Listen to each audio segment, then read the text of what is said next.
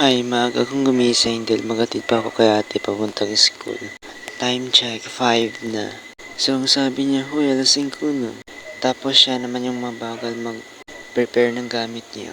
So, karong anlaw, yato na to siya sa eskulahan. Anya, kay buutan man tayo, yato na to siya. Oh, sorry, wala man yung masakyan sa gabi rin, guys. Natulog pang mga tricycle driver ba? Basta gabi na, dili ka kaya makasakay yung tricycle. Anya, pagtapos sa ato, ako na sanang nila ko sa eskwelahan. Kaya alas 12 naman. 12:30 ba? Kiningan time kay uwian naman nila. Papunta na kami. Diring napita na ako diri sa NDKC, sa baba sa NDKC, dyan diri sa convenience. Matik na pagdugay-dugay na namin diri sa eskwelahan. Uy, grabe, traffic kayo eh. Wala man day may klase unya.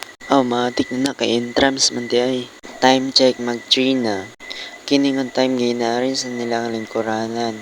Uy, nagklase mo ay wala day. Sorry. Abi na ako mag-exam yan niya.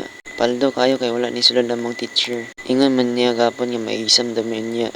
Matik na ka-entrance man niya. Matik na siguro man di jud ni.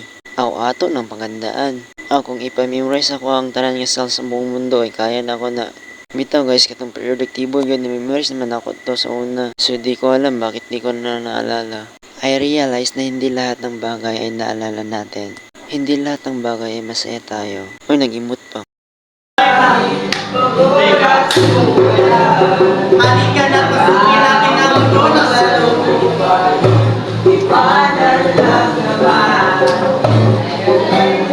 Hindi lahat ng bagay ay masaya tayo kundi may kapalit na kalungkutan. That's why kailangan lang natin pag-isipan ang bawat desisyon nating gagawin. Huwag tayong padalos-dalos sa ating mga desisyon. Na ako i-share sa inyo if diri ako sa kilid ana. So daghan kayo ko iniisip ana. So naga-memorize, dili tungkol sa eskwelahan. Ug daghan ba ko'y panguntahan sa inyo Basta dili ko nag-istorya sa inyo Unya, diri ako sa kilid. So dili ko sad.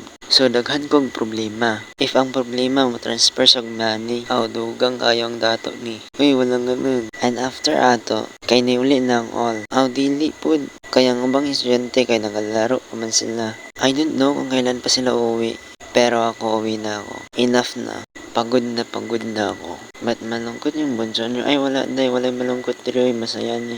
Happy ana ba? Happy ka diya. Wala man gani ka nag-smile. Happy na. Bitaw guys, katulugan naman ko niulit na ko eh. Dili po niya ako isa na uli. Ang uban pa na ako ang classmate. So nauna na ako sa ilaha. Ay katulugan naman ko eh. Time check, alas 8 na nag-edit pag video. Wala man na, basta man siya milinaga. Ay, ano daw? Ay, wala na, nalibog na ko sa inyo Unya, pagtapos na doon, nagsakay na ko tricycle kahit talugod na ko kayo. Unsa man yung murag dili man nakatulog. Sorry, kaya nag-memorize man ko. Diba, good story ako. I realize na hindi dapat natin sayangin ang oras. Huwag natin sayangin ang mga oras natin na walang kwentang bagay. I realize na hindi dapat natin ginagawang tanga isang tao. For example, yung nasa isip mo. Dili, itong inaisip mo dyan mo. Kabalo na ka kung sa example. I apologize guys dahil di ako masyado naka-upload dito sa Facebook because I'm busy right now. But gagawa pa rin ako ng paraan para maka-upload. Thank you for watching. Bye-bye!